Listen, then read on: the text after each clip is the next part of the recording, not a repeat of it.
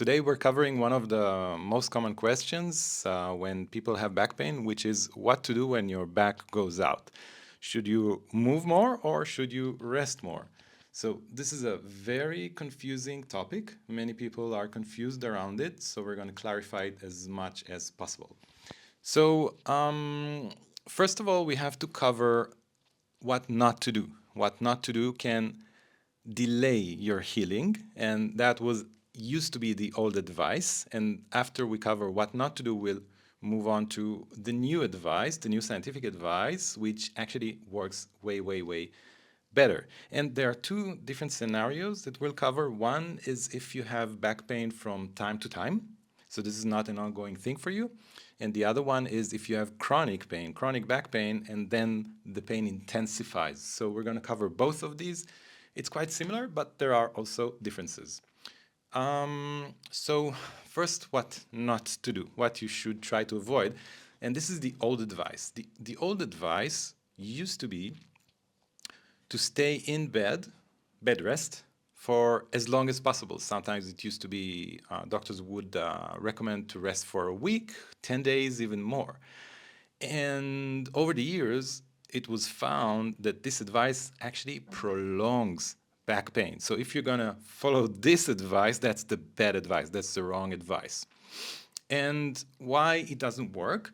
Because with pain, we have also another effect, which is called in the medical literature, in science, it's called fear avoidance. Fear avoidance means you have back pain, you fear the pain, you begin to avoid activities, and this creates a loop that intensifies and prolongs the pain. So it's really important to know this one in order to avoid it. So in order to avoid the fear avoidance, you want to do something that older babies and toddlers do when they learn to walk. So imagine a toddler that's learning to walk, and then they take their first steps, and then they fall, right? They don't stay on the ground after falling. They immediately would try to walk again when they feel ready to do it. So this is what we want to do. We want to adopt a similar strategy when we have lower back pain. So the new advice is as follows. First of all, if your back goes out, or if you have chronic pain and you have an intensification of the pain, what you want to do is first rest and relax. And rest and relax means you can be in bed, you can do whatever helps you calm down and reduce the tension that accompanies the back pain. And then after you've managed, or after you let yourself rest and relax for a while, could be a day or two, maybe 3 days, when you feel the urge to do it, start moving again gradually. Start with softer things, smaller activities, but go back doing things. And by the way, there's another question that's also often very confusing for many, which is, should I put ice? Should I warm the area? And I have to share with you that from my 20 years experience as a physician and as a former back pain patient, it's very personal. If heat helps you and helps you relax, and if ice helps you relax and eases the pain and discomfort, then go for what works for you. So don't try to follow the textbook advice and either put just ice or just heat. Check what works for you. Check what is best for you personally.